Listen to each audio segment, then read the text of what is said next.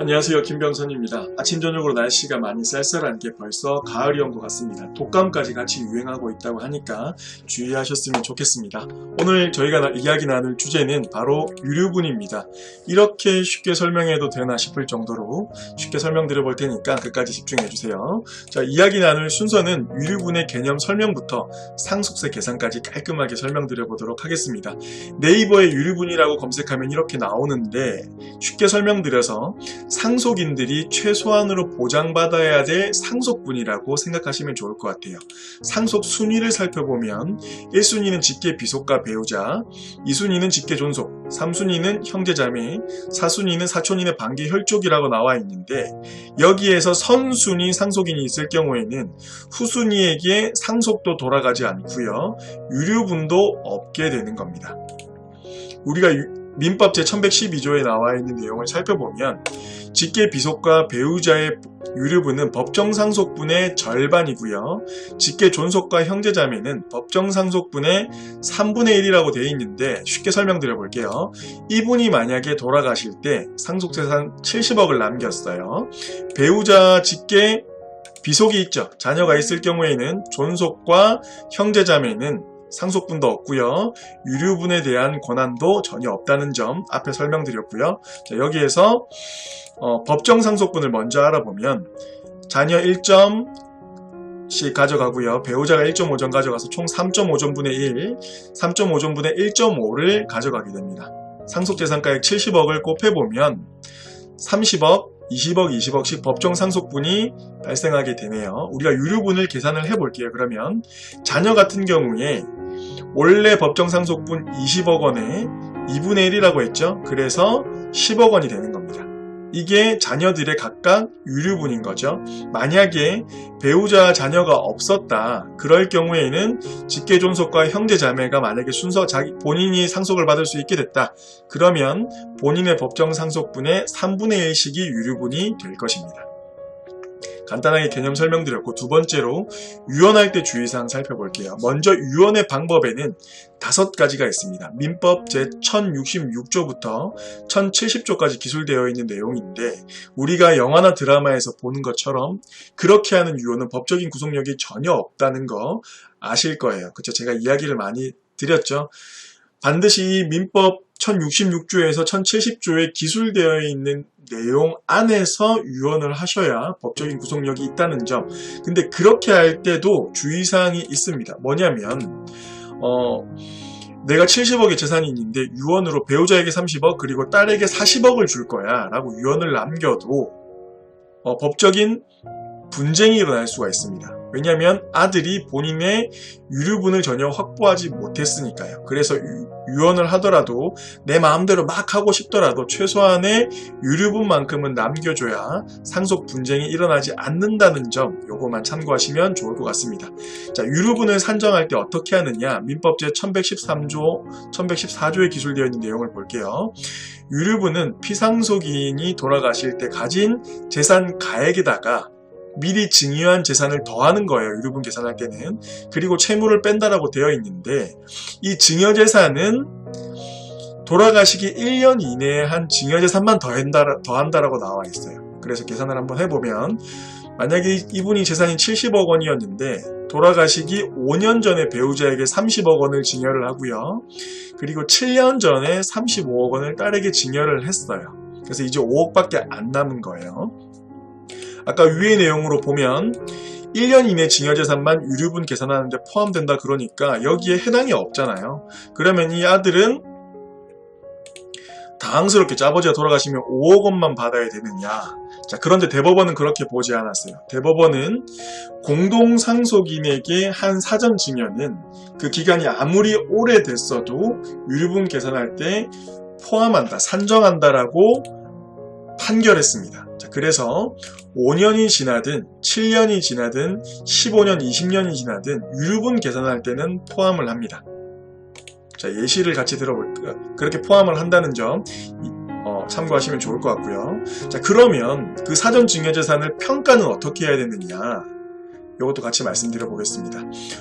상속 이 일어날 때 5억 원이 재산이 있으셨고요. 남아 있으셨고 5년 전에 30억, 7년 전에 35억 원을 사전 증여하셨는데 그러면 내 유류분을 같이 산정한다 그랬으니까 총 70억 원에 대해서 내 법정 상속분 3.5분의 1 그리고 유류분 2분의 1을 곱해서 나는 10억 원을 보장받으면 되겠구나. 그래서 이 5억 원은 내가 다 가져오고 부족한 5억 원에 대해서 청구하면 되겠구나 라고 생각을 하겠지만 아닙니다.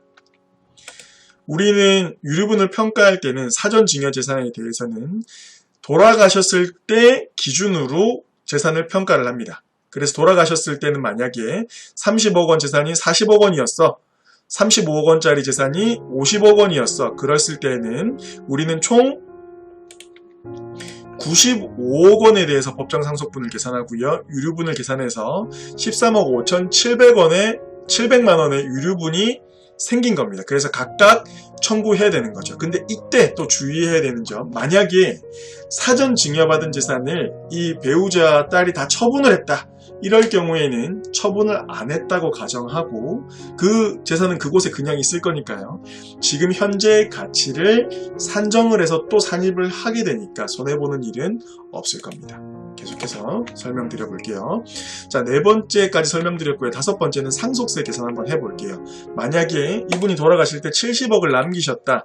그러면 이 남아있는 이 배우자와 자녀들이 얼마의 상속세를 내야 되는지 정말 중요한 문제입니다. 과세가액이 70억이라 가정을 하면 상속분은 배우자 30억, 자녀는 각각 20억이 되겠죠. 배우자가 본인의 상속분 30억을 다 채웠기 때문에 배우자 공제 최대치 채웠죠. 30억이고요. 일괄 공제 5억 더해서 35억 원의 상속 공제가 되는 겁니다. 그래서 과표 구간은 35억 원이 되고요. 최고 세율 구간이죠.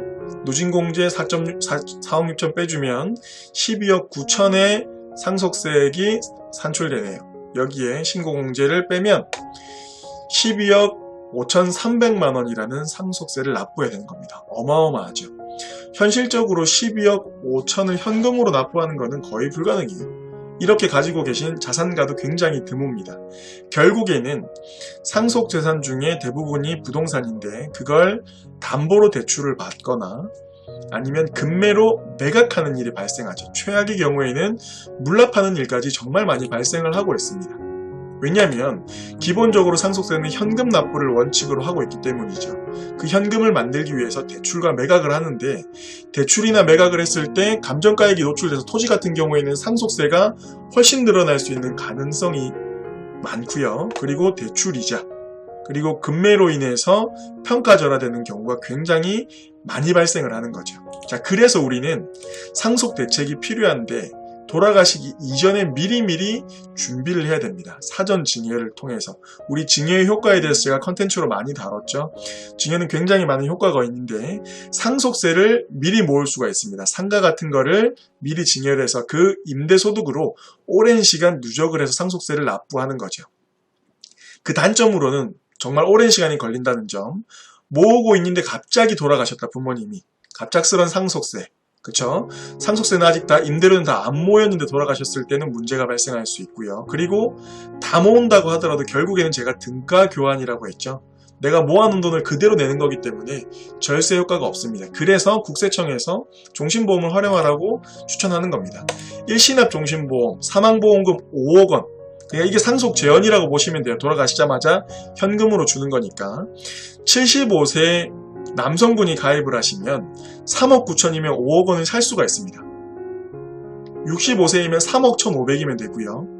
50세면 2억 2천이면 현금 5억을 돌아가시자마자 받을 수가 있는 거예요. 좀 일찍 준비하신다. 그러면 40세에 준비를 하시면 1억 7,100만 원이면 사망보험금 5억 원은 상속재원으로 준비할 수 있는 겁니다. 여성분 같은 경우에는 2천만 원 정도가 더 저렴합니다. 대부분의 자산가들이 그래서 종신보험을 선택하시는 겁니다. 근데 이때도 주의사항 3가지가 있어요. 지난 시간에 자세하게 설명드렸으니까 자세한 설명이 필요하신 분은 지난 컨텐츠 보시면 될 것 같아요. 계약자, 피보험자, 수익자 설정을 잘해야 되고요. 자금 출처가 분명해야 됩니다. 자금 출처가 없다. 그래서 현금을 증여받아서 보험을 가입한다. 안 됩니다. 사망보험금에 대해서 증여세를 납부하게 된다고 말씀을 드렸죠. 그래서 일시납으로 자금 출처가 부족하다. 그럴 경우에는 월납을 하는 거예요. 5년납에서 20년납까지 가능하니까. 결국에는 상속세 연부연납 5년까지 가능하죠. 5년 동안 할부로 상속세를 낼 수 있죠. 짧은 기간이에요. 보험은 훨씬 긴 기간에 납입을 할 수 있기 때문에 훨씬 더 연부연납보다는 낫다라는 겁니다. 여유로운 기간이죠. 그리고 심지어 절세 효과까지 있습니다. 언제 사망하셔도 나오죠. 가입하고 돌아가시는 길에 교통사고로 사망하셔도 바로 나옵니다. 그날. 자, 이런 분들은 문의 주시면 좋을 것 같아요.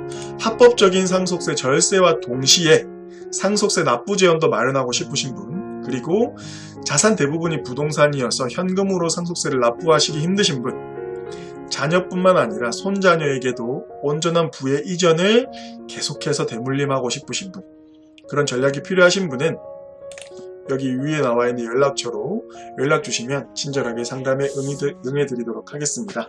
김병선이었습니다. 감사합니다.